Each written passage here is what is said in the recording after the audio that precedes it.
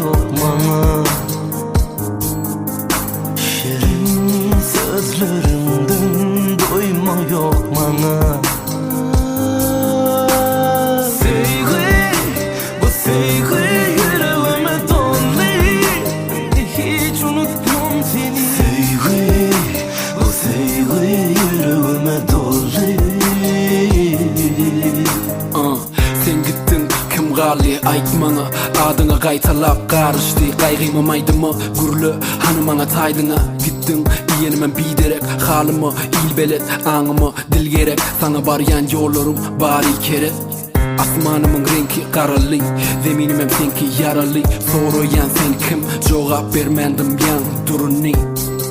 Görköz hanı adalan, hanı sadadım. Sen azan söygüdün, men molsa azalan. Sen inni adalan.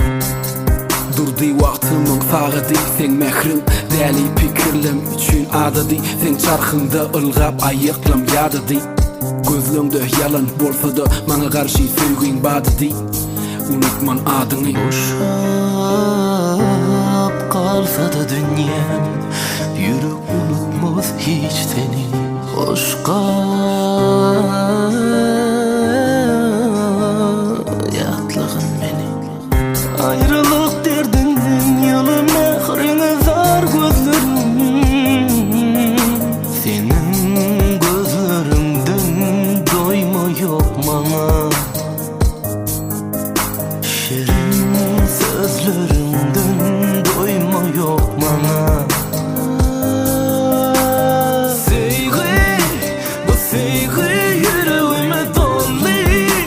Hiç unutmam seni. Sevgi, bu sevgi yüreğime doldu. Hoşgal, sen menki del, men senki del. Diydin söýge gidäy. Dağlar arkama münni inni sopi dervişge daymen. Birden yitaysam hiç kim duymaz.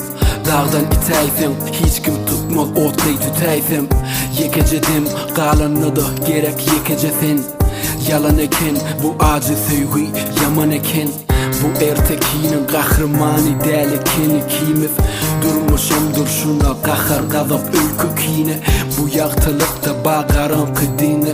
Kucakla izlesen sonku gezek. Baktlı ol dime dediğime. Günün vatanı yatlığın kete yatanda.